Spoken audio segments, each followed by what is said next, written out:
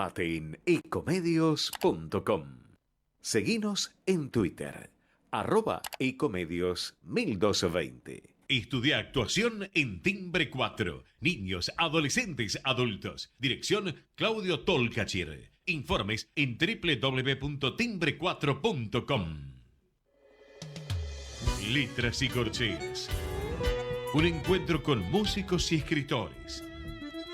Una hora para disfrutar de canciones y textos contado por sus autores. Letras y corcheas. Los jueves de 22 a 23 con la conducción de Hernán y Mario Dobri.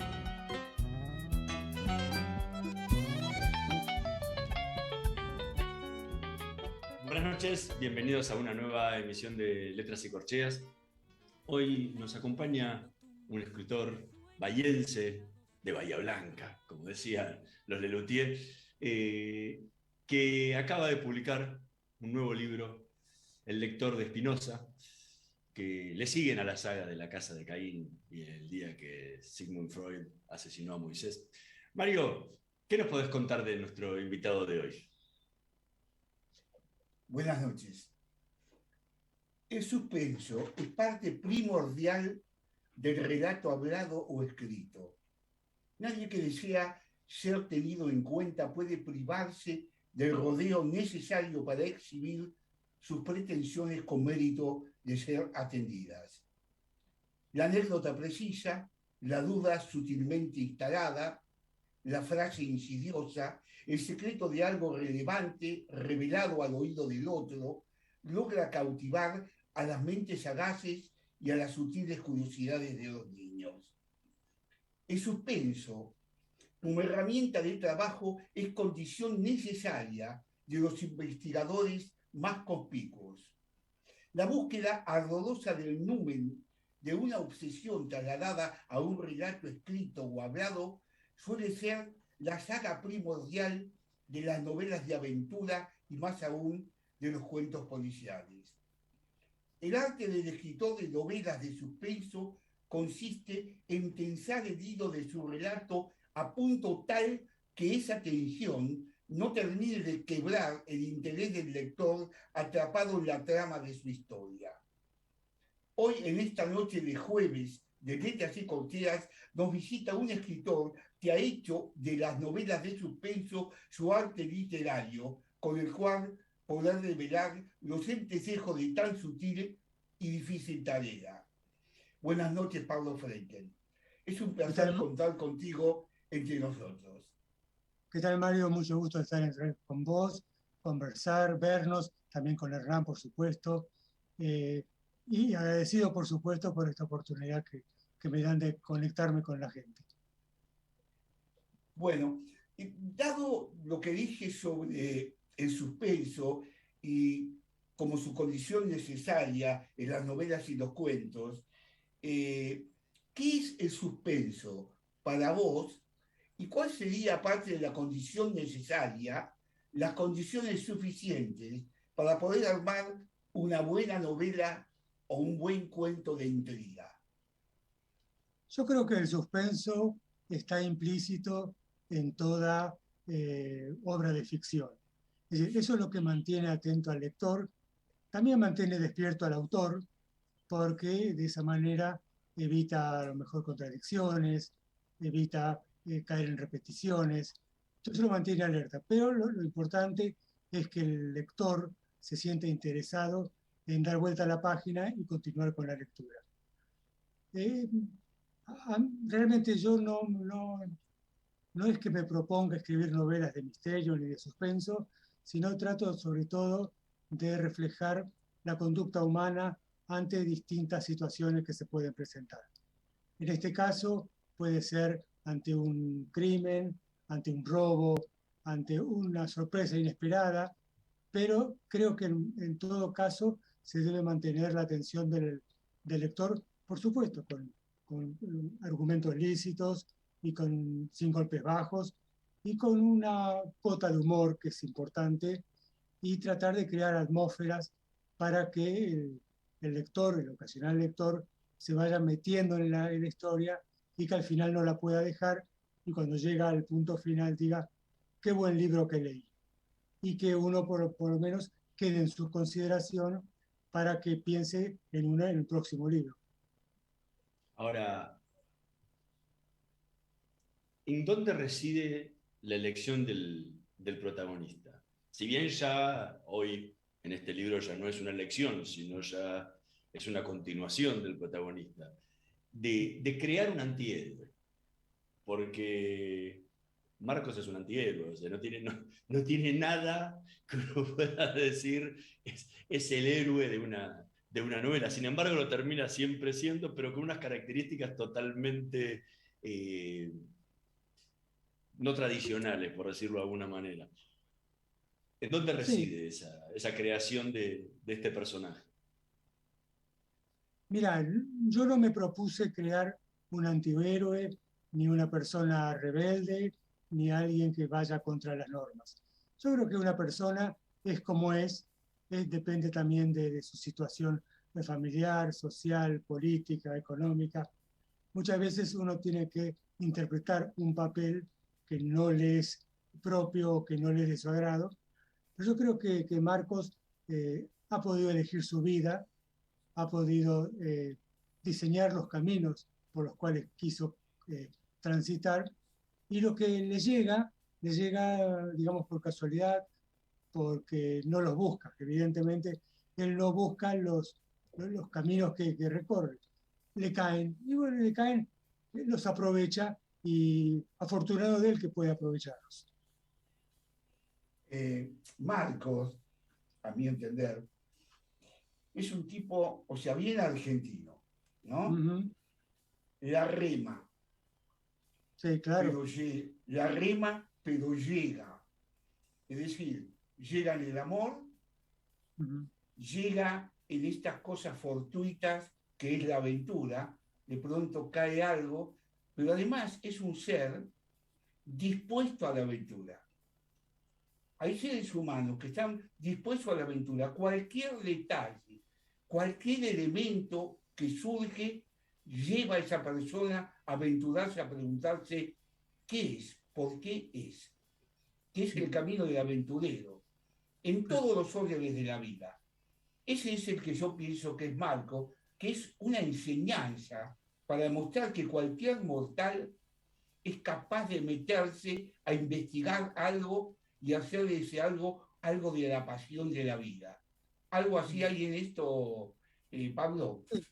Marcos no busca las aventuras de las cuales es protagonista. Es como que le caen del azar, de la casualidad, y como él es un tipo que principalmente es curioso y quiere saber y quiere aprender, se embarca en travesías que él no sabe cómo van a terminar y en qué van a terminar. Así que bueno, yo eh, creo que es un personaje y en ese sentido puede dar para mucho más. Eh, Hay muchas aventuras que se pueden cruzar en su camino, como yo te digo, no las busca, no las genera tampoco. Es como que él va encontrando distintos caminos para circular y para eventualmente dar una solución a problemas que por ahí no tenían solución, o que él cree que son la solución. Yo siempre digo que lo que él resuelve son a partir de conjeturas. Es decir, no hay una certeza de que lo que él dice es lo que realmente pasó o sucedió o involucró a las personas con las que él trata. Tiene la suerte Ahora, de, sí, no sé, de ¿tiene que, la suerte? sí, escucho. No decías, tiene la suerte de... No, que tiene la suerte de responder lo que se le presenta, ¿no? Es decir, a veces puede estar errado, puede fallar, como decía un filósofo argentino. Pero bueno, él está convencido de sus conjeturas y las expone. Puede tener razón, no puede tener razón, pero aparentemente deja conforme a los que lo escuchan. Ahora, ¿qué diferencia hay entre ese Marcos que creaste en tu mente cuando escribiste la primera de las novelas y la evolución que ha tenido en su vida y todo, y que lo lleva al Marcos del lector de Spinoza? Bueno, Marcos evidentemente ha sufrido una transformación muy importante desde el día que Sigmund Freud asesinó a Moisés. Era un tipo que no se comprometía, que no tenía ningún tipo de asidero a ninguna persona, y era un tipo que le gustaba surfear, digamos. Cuando yo lo pensé por primera vez en esa novela, busqué a alguien, algo totalmente diferente a mí. Y poco a poco me di cuenta de que Marcos se está pareciendo cada vez más a mí. Lo cual no sé si me da satisfacción o por el contrario, es como que fracasé en el intento de hacer un tipo despreocupado, desinteresado. Pero obviamente Marcos también crece, Marcos también envejece, no es el pibe que estaba por cumplir 40 años, que le daba todo lo mismo, sino que ahora con una familia, con la responsabilidad de llevar adelante una vida más o menos normal, tiene necesidad por la fuerza de cambiar. Entonces creo que se está normalizando o regularizando. Eso no quiere decir que el día de mañana aparezca algo o alguien que lo desvíe del camino. Pero por ahora está felizmente casado, tiene sus hijos, tiene su familia, tiene su casa, aunque no es propia. Pero bueno, es la vida que avanza. Y tiene su auto también ahora. Pero no es el auto de él, ¿eh? Es el auto de la secretaria del padre. Eso, digamos, es el único conflicto que tiene en la vida, Marcos. Ser rehén de dos personas. Su suegro y ese amigo de la esposa de Sonia, que se hace más bien la película. Y que en esta novela, el Flor de Spinoza, se resuelven muchas cosas. Pablo, ¿qué fragmento nos podrás leer del lector de Spinoza? Así le vamos mostrando a la gente un poco de qué se trata esta historia, esta nueva historia de Marcos. Cómo no, te voy a leer la primera página, que es, digamos, donde se presenta el dilema, y más adelante vamos a ver dónde vamos. Dar sepultura a los libros sagrados una vez que cumplen su vida útil es una antigua costumbre judía. El insólito comentario de don Segismundo sobrevino apenas terminé de relatar el extravagante episodio ocurrido esa misma mañana, poco después de abrir la librería. Me hallaba a medio camino hacia el pequeño cuarto trasero, donde había encendido la hornalla de la nafre para calentar el agua y prepararme el primer café matutino, cuando escuché la campanilla de la puerta de entrada. Al dar la vuelta, observé la presencia de un hombre de espaldas a mí, moviendo la cabeza de un lado a otro, como si buscara un punto de referencia desde el cual iniciar el siguiente movimiento. Dadas las complicadas circunstancias que vivíamos en materia de seguridad, pasó por mi cabeza como un rayo la convicción de que iba a ser asaltado. Como pude, aspiré profundamente el aire que se negó a atravesar mis fosas nasales y se quedó atorado allí como una pelota, forzándome a lanzar una repentina expectoración cuyas reverberaciones llegaron al intruso en el acto. El individuo giró de inmediato, me enfrentó y advertir lo que sostenía entre sus brazos no me produjo menos impresión que si hubiera portado un arma. Era un paquete envuelto de madera rústica en papel marrón, que ocultaba un objeto público. Por la forma y la manera dificultosa con la que el hombre lo cargaba, el primer efecto que se reveló a mi imaginación fue que se trataba de una caja metálica, de las que en una vida pasada se utilizaba para almacenar galletitas. Ignoro de dónde surgió esa idea, pero a pesar del dramático sinsentido que revelaba la escena, un tenue aire de divertida irresponsabilidad dibujó una sonrisa en mi boca aturdida. Diluyó la tensión y me dio el ánimo necesario para encauzar la absurda situación que amenazaba con extenderse más de lo deseado. Buenos días, caballero, dije con la mejor predisposición posible. ¿En qué puedo ayudarlo? Bueno, cabe acotar que en esa caja se esconden unos libros que dan el comienzo a esta aventura.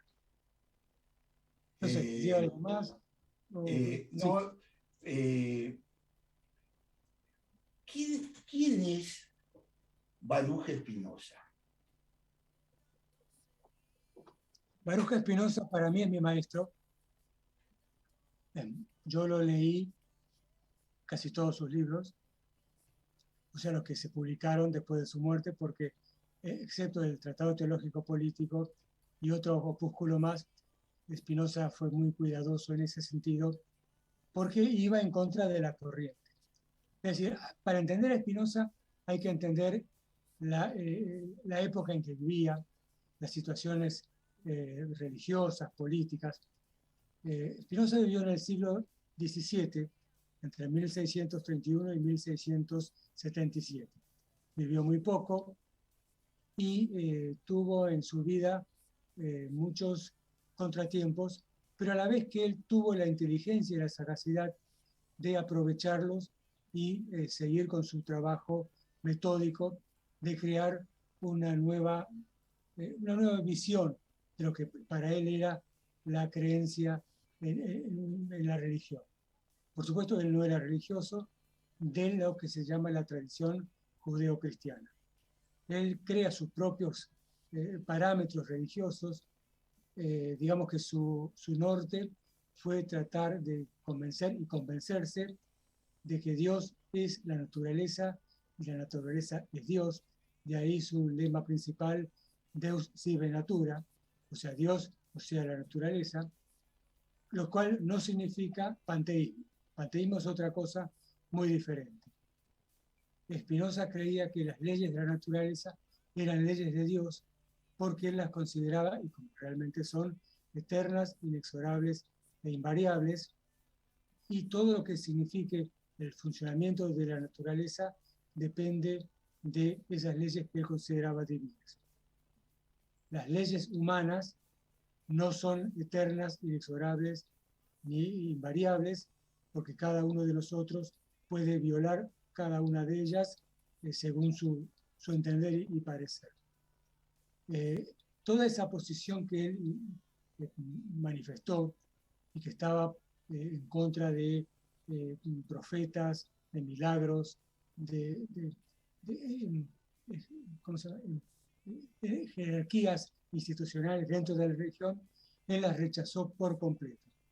Por supuesto, eso repercutió muy hondamente dentro de la comunidad judía de Ámsterdam, más que nada por temor.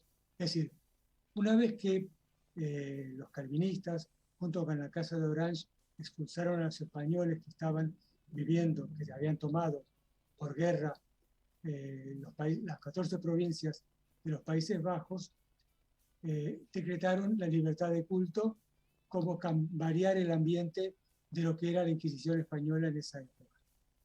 Spinoza, como su familia, fueron víctimas de la Inquisición española, por ese motivo fueron expulsados de la península ibérica y luego de varios viajes pudieron recabar en Ámsterdam.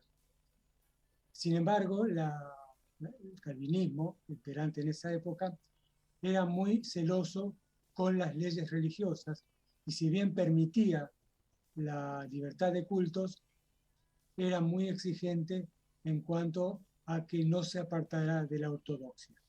O sea, si uno decía que era judío, debía ser judío de acuerdo a las leyes de la ortodoxia judía.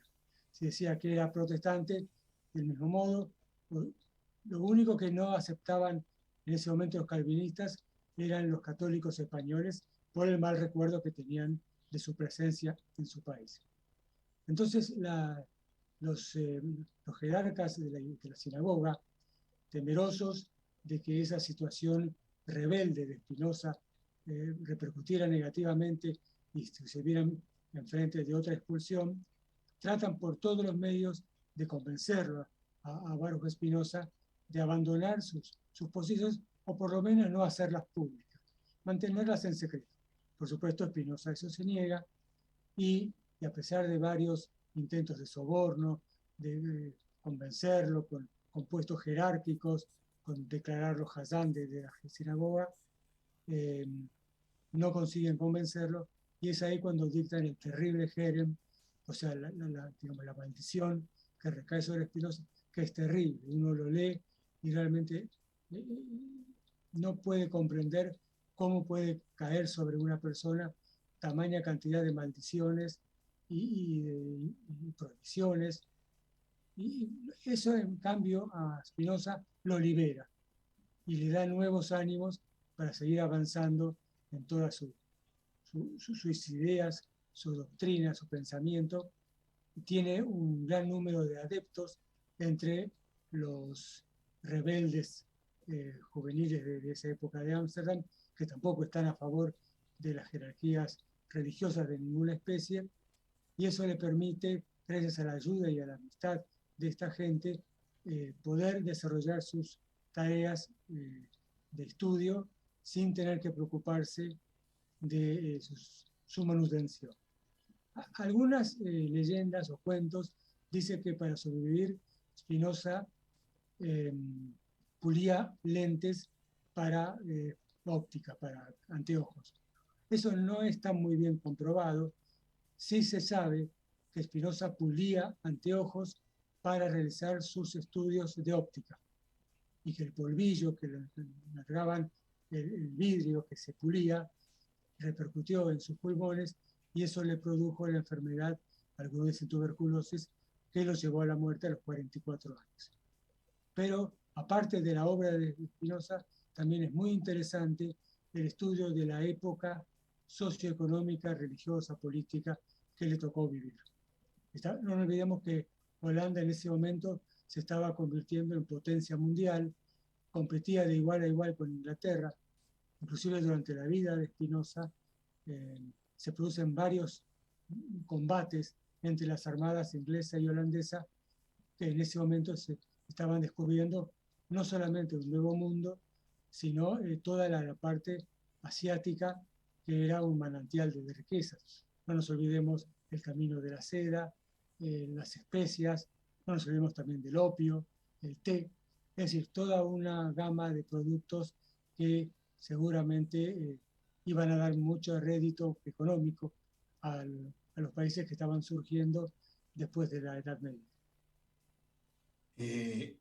Agregando algo tuyo, para agregar nada más un poquito, que también fue una época muy convulsionada por quizás tres personalidades de la ciencia y de la filosofía, como Descartes, con el racionalismo descartiano, que organiza o se vuelca hacia el racionalismo, una etapa poderosa de la vida que, aunque no contradice, o él mismo no se hace contradicir con la creencia de Dios, pero marca una etapa fuerte del racionalismo. Y sobre todo, la prueba tácita de que el racionalismo era efectivo, más allá de la filosofía, lo va a dar Isaac Newton con la revolución, o sea, con la ciencia, la creación, podemos decir casi de la ciencia, que es aprobar la teoría que sea aprobada, que es fuertísima. Esto con el avance sistemático de la matemática entre él y Leibniz, ¿no? Que forman, podemos decir, el cuarteto, el terceto básico de los años 1600, que abarcó parte de la vida de Spinoza, ¿no? Eso fue muy convulsionante. Yo agregaría otro personaje que tuvo mucha influencia en los filósofos y científicos de aquella época, que fue Galileo Galilei. Bueno, no se olvidemos. Por eso fue un poco anterior. Por eso cuando dije sobre la ciencia, aunque el creador de la ciencia es Galileo Galilei. Galileo Galilei con las leyes de movimiento, que se remontan, si uno estudia un poco, a Aristóteles. Aristóteles también le da mucha importancia al movimiento, e inaugura toda una nueva forma de ver el mundo, y a raíz de los estudios de Galileo es cuando se empiezan a implementar las leyes de Kepler, del movimiento de los planetas, la traslación, por ejemplo, con Copérnico. Es decir, todo un movimiento científico que abarca todos los ámbitos de la naturaleza y que de alguna manera es lo que provoca la reacción de la Iglesia, básicamente atacando a Galileo y poniendo un manto de sospecha sobre todos aquellos que niegan las escrituras. Es decir, esto es una acción y reacción permanente. Ahora vos me decís de Descartes. Spinoza no está de acuerdo en nada con Descartes, porque Descartes promueve que la materia tiene dos sentidos, es decir, la extensión, la parte material, y la espiritual, que es dos. En cambio, Spinoza dice, no, hay una sola, es las dos caras de la misma moneda. La materialidad y la corporal y la espiritualidad es lo mismo en el mismo ser. Hay una sola sustancia, que es Dios. Dios es la sustancia que no se crea, increada, y la sustancia no se crea. Aparte de todas las sustancias, sí puede tener atributos, puede tener calidades, cualidades, pero que es una sola. Y además, Spinoza se opone terriblemente a lo que sostiene Descartes, que digamos, el punto de unión del cuerpo con el espíritu en Descartes dice que es la glándula pineal, lo cual que para Spinoza es una barbaridad, es decir, y otra cosa, por ejemplo, que finalmente en todo su estudio, por ejemplo, el método geométrico que utiliza Descartes, termina aceptando que hay un Dios presente. Dice, Dios es tan grande que no me puede engañar. Spinoza dice, no, Dios no engaña porque Dios no tiene sustancia humana. O sea, no hay antropomorfismo en Dios. Dios es espíritu puro. Por eso llega a la conclusión de que para amar a Dios se lo ama de una manera intelectual. Es un amor intelectual de Dios. No es un amor material. Y una parte que para muchos es muy cruel, dice que vos podés amar a Dios de 1000 maneras, pero no esperes que Dios te ame a vos, porque Dios no tiene sentimientos. Dios es un espíritu que, si bien gobierna el universo, no tiene materialidad, no siente, no habla, no escucha, no piensa. Es como el regulador de toda la vida de la naturaleza. Y por supuesto, eso provocó muchas reacciones en contrario, sobre todo de la jerarquía rabínica de la época. Estamos conversando con Pablo Frenkel. No, está perfecto. Vamos a hacer una pequeña pausa. En un minutito más volvemos con más letras y corcheas. No se vayan. Vamos la radio, somos tu voz. Vamos con Eco, siempre la verdad y la mejor información. Estamos llenos de historias verticales. Gira tu celular. En Catamarca tenés algo distinto para contar. Girá, girá, no te pierdas de nada. Vení a contar una historia distinta.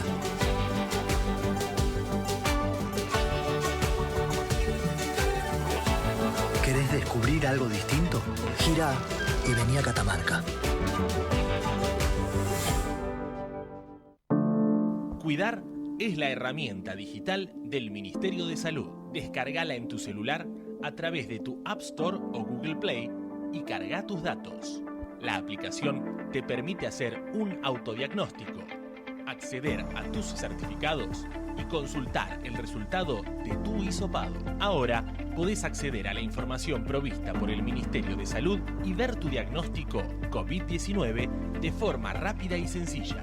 App Cuidar. Sigamos cuidándonos. Gobierno del Pueblo de Merlo. Intendencia Menéndez. Informate en ecomedios.com. Seguinos en TikTok, @ecomedios1220. Letras y corcheas. Una hora para disfrutar de canciones y textos contados por sus autores. Con la conducción de Hernán y Mario Dobri.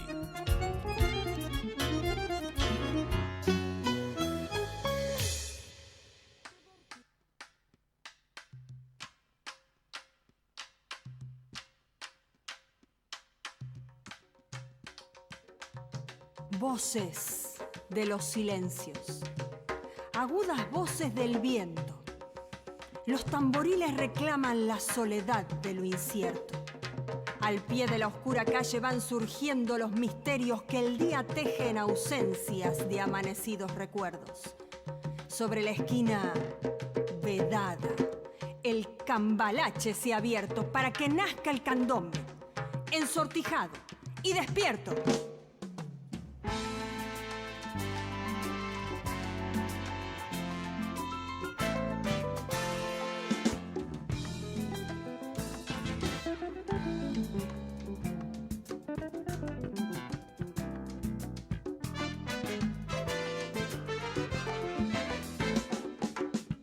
Repiques y susurros al ritmo de la vida, fugaces contonean sudando una canción. La noche sobre el barrio se entorna con la luna dormida en la hornacina que el día entretejió. Un niño abre su caja de risas en silencio bajo una polvareda surgida de un malvón. Una muchacha alegre recita sus poemas sobre la cara oculta de un sueño que dejó. Desnudando una esquina, ya borracho, ya loco, con la música herida enroscada en su piel. Pues lo atrapa el misterio que heredó con su vida. De una sombra perdida el candombe surgió.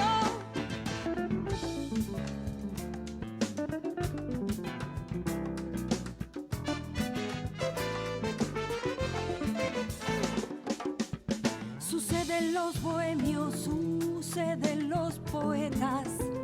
Un saltimbanqui exhibe su salto a plena luz. El viento como un río de voces en el tiempo desde un lugar lejano extrae una ilusión. La gente se acumula, la gente se dispersa. Es un fugaz retorno de un sueño que pasó. Repiques y susurros retumban en la noche que baja del olvido, silbando una canción. Escuchábamos Repiques y susurros en la voz de Silvia Reyes, tema del poeta Mario Dobri. Mientras seguimos conversando con Pablo Frenkiel sobre su último libro, El lector de Spinoza, en este libro volvés a la polémica judaica. Porque en el día que Sigmund Freud asesinó a Moisés, también te metías con un texto complejo, ¿sí?, para el judaísmo tradicional. ¿Qué es lo que te atrae justamente de esta polémica en torno a los textos judaicos tradicionales? La verdad es que vos sabés que hay un viejo adagio judío que dice que donde hay 2 judíos hay 3 opiniones, 3 sinagogas, 4 templos y así podemos seguir. Yo me considero o trato de ser provocativo. La literatura es provocativa. La literatura no puede ser algo que acompaña procesos o que, por ejemplo, complaciente con las jerarquías de turno. Y si yo puedo molestar un poquito y ofender otro poquito más, y en el lenguaje llano jorobar otro tercio más, me doy por satisfecho. O sea, yo no me quedo con la primera explicación. Yo trato de investigar, de saber por qué son tal y cuales cosas. Y no te creas que me la llevo fácil, ¿eh? Hay mucha gente que se enoja, que me dice, ¿cómo no sos creyente vos? No soy creyente. ¿Qué hay de malo en no ser creyente? No, pero vos tenés que... Bueno, yo soy así. Tómeme o déjeme. Pero a mí me gusta ese toquecito de provocación. Siguiendo con la novela. Vos tenés la culpa de que yo hable demasiado. ¿Qué? ¿Yo tengo la culpa? De que yo hable demasiado. No, al contrario. Me encanta que sos un especialista, has hablado mucho y has estudiado mucho a Spinoza, no cabe ninguna duda, y por eso te tiré la lengua para que realmente muchísima gente no está al tanto de Spinoza. Es como y en la juventud, en la gente, es como si le hablara de alguien. Creo que el único que nombró a Spinoza hasta hace un rato era Borges, porque después no lo nombra nadie. Así que por eso te hice que hablara sobre Spinoza. Ahora, Sí, sí. Si me permitís, ¿cómo? yo después, Sí, sí. si me permitís, yo después quisiera referirme al título de la novela, porque ha generado cierta confusión en algunas personas, y eso lo vi cuando estuve en la última feria del libro, y muchos me preguntaban eso, pero eso más tarde cuando terminemos de hablar de lo que vos querías que conteste. No, seguí hablando de lo que vos querías. Es interesante. Bueno, no, el tema es que por el título, El lector de Spinoza, algunas personas creen que es una novela sobre Spinoza, que yo escribo una biografía de Spinoza, y no más lejos de la realidad que es. Yo cuando comentaba esto en la Feria del Libro, las personas que se acercaban a preguntar se retiraban convencidas de que la novela trata de otro tema que a mí me preocupaba destacar. El tema central, si bien yo hablo de Spinoza y si bien Spinoza está bordeando toda la novela como un personaje sí nombrado, pero no presente, no es básicamente nada relacionado con Spinoza. Yo de Spinoza hablo en un capítulo algunas líneas, donde explico más o menos la filosofía, lo que acabo de decir recién.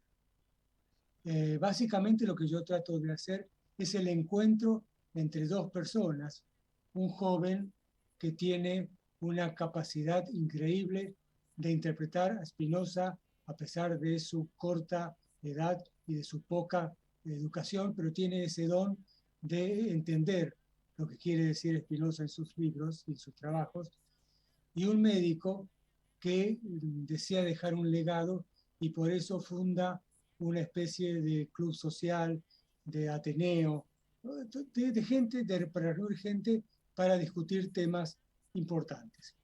Este médico se queda realmente asombrado con este joven y realmente lo promueve, trata de que se instruyan cada vez más, y eso provoca al final mucha envidia en otras personas, celos, calumnias y hasta una muerte dudosa. Es decir, básicamente la novela trata de retratar estas dos personas que son opuestas entre sí, un joven casi inculto y un médico muy reputado, muy conocido en su zona de trabajo. Digamos que por primera vez yo incursiono no en una ciudad grande, sino en una ciudad pequeña donde se sabe que puede llegar a ser un infierno grande. Entonces todo eso me da pie para contraponer esas dos personalidades y tratar de extraer una conclusión que satisfaga al lector. Eso Ahora, quería decir. ¿por qué Sí, razón nunca nombrás las localidades? porque son donde uno quiere ubicarlas, donde quiere ponerlas. Algunos me dicen que es Rosario, puede ser, es Buenos Aires. Sí, también. Una persona me dijo, debe ser Médanos. Médanos es una pequeña localidad del sur de la provincia de Buenos Aires, donde en un tiempo hubo una gran comunidad judía. Si te gustan Médanos, ponele Médanos. Es decir, no hay una ubicación geográfica precisa, pero yo doy algunos Bueno, datos donde se puede ubicar. La movilidad en tren a varias estaciones y compañía, no te quedan muchas ciudades en la Argentina en las que podría tener ese sistema de movilidad, ¿no? No calculo que en Médanos no iban con el tren así, hacia un lado tan lejos y hubiera Con otras todo, comunidades alrededor. con todo el respeto que me merece Médanos, evidentemente no, pero lo dejo al juego del lector. Además tampoco me parece Eh, relevante. Lo que se trata es de lo que se cuenta, de la anécdota. Acá es allá, un poco antes, un poco después. el otro día estaba leyendo una autobiografía apócrifa de Ernest Hemingway, ¿no? Y decía Ernest Hemingway que mientras hacía las cosas de su vida, de pronto personajes, cosas, él las escribía y las tomaba luego para que en las novelas aparecían esos personajes con otro nombre, pero esas características las colocaba. A mí me extraña muchas veces la forma como describís cada persona de la que hablas, con lujo de detalles, su ropa, su modo y todo. También hay una tipificación de alguien en donde vos la incorporás a tu novela o es de pura fantasía. No, evidentemente uno toma cuestiones que observa en otras personas. A mí, por ejemplo, cuando voy por la calle caminando, miro a la gente, miro a las personas, escucho a veces alguna conversación, robo una conversación. Es decir, yo estoy muy atento a esas cosas que pueden parecer nimias o que no tienen ningún sentido, pero que después, combinadas, dan como resultado un retrato que además debe ser plausible. Uno no puede ponerse a describir a una persona, no sé, que tiene 2 narices o 3 orejas. ¿Qué puede ocurrir? Bueno, pero no es lo que pasa. Entonces yo trato de basarme en la realidad y después dar el toque que la inspiración o el trabajo o el talento o lo que se quiera llamar me da. Pero bueno, trato de ser preciso en las personas porque creo que todas, protagonistas principales o secundarios, todas tienen su importancia dentro del texto del relato. Pablo, ¿qué otro fragmento nos podrías leer del lector de Spinoza para compartir con nuestros oyentes? Vamos a tomar algo al azar, a ver qué sale. Bueno. Bueno, de manera que dispusimos una nueva incursión hacia ese destino para el día siguiente. Utilicé mis mejores artes para hacerle ver al librero, o sea, don Segismundo, la conveniencia de seguir con la investigación in situ, en tanto le hacía un resumen de lo que habíamos hallado hasta ese momento. También usted va a poder cerrar este capítulo de su vida, le dije con tono dramático, para acceder a su buena predisposición. Ay, Marquitos, dijo con sincera tristeza, se nota que te falta el gramo de constancia que es imprescindible para estar encerrado en un comercio. Vos tenés que vagar, la calle es tu medio. No crea, don Segismundo, me estoy acostumbrado a esta nueva experiencia. ¿Ves lo que digo? Vos llamás a esto experiencia. Una experiencia es algo pasajero. Se hace, se consigue un resultado y se termina. A otra cosa. El comercio es perseverancia, humildad y mucho aguante. Así al cabo del tiempo se ven los resultados. Sí, también es gente, clientes que entran a comprar y no como acá que solo miran y revuelven. Me arrepentí enseguida de haber usado esas palabras porque comprendí que lo hirieron, aunque no agregó nada más. Estaré ausente solo un día, créame. Aquí te espero, concluyó con tristeza. Después de cenar, guardé en mi mochila una libreta de apuntes con las direcciones de los lugares de interés, un plano del área donde me movía y algunos otros elementos. Por cuestiones de seguridad, los objetos de mayor valor viajarían dentro de mis bolsillos, como el teléfono y una cámara fotográfica. En esta ocasión, con la confianza ganada en mi primer viaje, el medio de transporte sería el tren interurbano. Mi destino inicial era el Archivo Histórico Municipal, ubicado a poca distancia de la estación en que debía descender. Su horario de apertura era a las 10 de la mañana y pensaba estar allí con antelación suficiente para estudiar el panorama. Aquí cabe aclarar una cosa. Al comienzo de la novela y durante el día que Sigmund Freud asesinó a Moisés y su secuela en la casa de Caín, Marcos es periodista y trabaja en un periódico que se llama La Palabra Israelita. La Voz Israelita, perdón. La Voz Israelita. La Voz Israelita. Por los avatares propios de las situaciones que se viven en Argentina, la Voz Israelita poco a poco se va desapareciendo. Entonces el propietario de la Voz en ese momento le dice a Marcos que se consiga otro trabajo porque no tiene mucho futuro como periodista. Marcos había recibido en muchas ocasiones una oferta de don Segismundo, que tenía una librería de viejo. Era una librería donde había muchos libros que ya estaban fuera de circulación, primeras ediciones agotadas, pero que tenía una buena clientela en todos aquellos que tenían curiosidad por buscar un libro diferente que los encontraba en las grandes cadenas. Al final Marcos accede y va a trabajar a la librería, por eso dice esa palabra de que él no es bicho de comercio. En cambio, don Segismundo dice que ha estado largos años al frente de esa librería, dice que lo que él llama experiencia es paciencia, vocación, frustración también, y eso es lo que Marcos no tiene porque está acostumbrado a recorrer la calle. Marcos es un callejero, busca la calle, busca la aventura de la calle, busca los engaños de la calle y también las trampas de la calle. Por eso no le gusta el comercio. Ahora,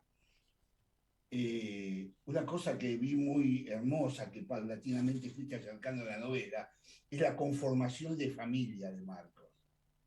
Es decir, conocer una mujer entre tantas que una conoce y que de pronto ella actúa en cierta forma de compinche de él y que lo alienta. Es madre después, pero lo alienta a seguir adelante, no lo traba como para que no pueda gestar lo que él siente. Hay una forma de comprensión en el seno de la familia que va constituyendo, incluso con las formas de ella de adaptarse a la conformación judía de Marcos, ¿no? Eso, ¿por qué armaste esa conformación familiar? O sea, ¿qué te llevó a armar? Porque podía ser una mujer, no acepta ser judía, no acepta esto, y bueno, otra liberal, podría ser cualquier cosa. Pero ¿por qué esa idea de constitución familiar? Te lo digo porque en mi casa ha pasado algo parecido. Entonces, te lo pregunto por lo mismo. Yo creo que básicamente es el amor, en primer lugar, la comprensión. Sonia se dio cuenta que Marcos era una persona que no aceptaba limitaciones. Es más, tampoco Sonia. Sonia es una mujer muy libre. En los primeros momentos, Sonia y Marcos tienen una relación casual, tienen una forma de conectarse sin compromisos, y que poco a poco se va cimentando en un conocimiento un poco más pleno de ellos, y por ese motivo consiguen acoplarse. De todas maneras, tanto uno como otro respetan las libertades y la libertad de su pareja, de su cónyuge, y de esa manera yo creo que hacen una buena combinación. Por otra parte, está bien claro en la novela que Sonia jamás hubiese aceptado estar sujeta a Marcos o a ningún hombre. Ella, como Marcos también, es un espíritu libre que busca sus horizontes.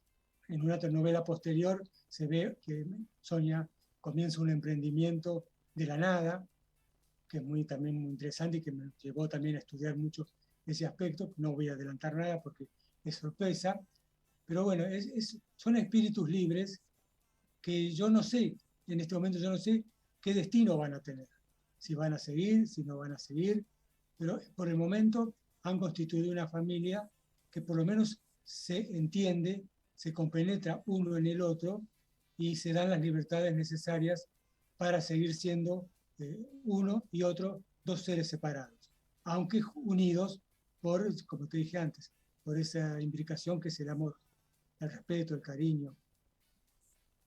Ahora, en esta novela hay un cambio por ahí en la pareja.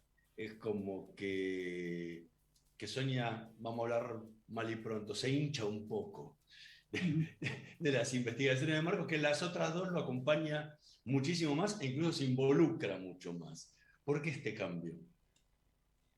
Lo que pasa que en esta novela Marcos tiene un serio riesgo de vida. Entonces ella es lo que no aguanta que él exponga su vida. Ella no está en contra de sus investigaciones, al contrario, los acompaña. Lo que pasa es que hay momentos en que Marcos la saca de quicio porque se torna muy cargoso, digamos, es la palabra, y no acepta parar. O sea, a él no lo obliga a nadie a hacer esas investigaciones. Es más, no recibe ninguna recompensa del tiempo, de los gastos que ocasiona. Entonces ella le dice, bueno, pará, vamos a ver qué pasa con nuestra casa. Vos estás viviendo en una casa conmigo, con tus hijos, o en ese caso con tu hijo. Bueno, Marcos se tiene que frenar un poco porque obviamente tampoco quiere sufrir las iras que le depara a Sonia. O sea, de alguna manera le tiene miedo. Pero bueno, es más que nada, ella siente preocupación por su arrojo, por su falta de prudencia. Marcos se mete en las investigaciones sin tomar ninguna precaución. Yo diría que es muy imprudente y va a lo que sea, va al frente, va al choque y muchas veces puede salir herido. Entonces ella le dice, pará, frená, mirá esto, lo otro, y llega un momento en como si vos se hinchó y dijo, bueno, hasta acá llegamos, pero vuelve. Vos sabés que aparte también, no sé, por lo menos me pareció a mí, más allá de la parte donde ella se hincha, es como que las otras se involucraba más, se metía más, opinaba más, lo guiaba más, porque muchas veces es como su guía, ¿no? Y como que él está un poco más al margen. Lo ayuda, obviamente, en cosas, con su jefe, con aquel personaje que hace el identikit, pero como que ella está más afuera esta vez. Bueno, no te olvides que es madre. Ella es madre y tiene otras responsabilidades. Tiene un chiquito pequeño que atender, tiene un cuidado extra con la casa, tiene que lidiar con sus padres. Bueno, tiene cosas que antes no tenía responsabilidad y podía involucrarse más, como decís. Pero bueno, esa es la evolución del personaje, ¿sí? Y a lo mejor yo noté que acá no tenía tanta trascendencia que Sonia se metiera más o menos en la investigación. Pero está presente, siempre está presente. Pablo Frenkel, muchísimas gracias por habernos acompañado esta noche en Letras y Corcheas. Fue realmente un placer enorme haber conversado nuevamente contigo, y a la audiencia le recomendamos que compren y que lean El lector de Espinosa, en la nueva novela de Pablo Frenkel. Muchísimas gracias, en serio, una vez más. Te agradezco a vos, Hernán, también a Mario, lo pasé muy bien charlando, viste que no me cuesta nada hablar, y más si se trata de mis novelas, de mis trabajos, o de lo que mucho que sé, así que te agradezco a vos y espero encontrarnos en la próxima novela. Bueno, te agradezco yo también, Pablo. Seguime deleitando con Marquitos y no mates a ninguno, así los personajes siguen dando, si no me tengo que acostumbrar a otros, que aparezcan no hay problema, pero muy bueno. Voy a seguir tu consejo y tu opinión. Gracias, María, a vos también. Un beso. Un abrazo grande a los dos. Nosotros nos vamos a reencontrar la próxima semana en la operación técnica Javier Martínez y Gerardo Subirana. Nos vemos la próxima semana. Chao. Estudia actuación en Timbre 4. Niños, adolescentes, adultos. Dirección Claudio Tolcachir. Informes en www.timbre4.com.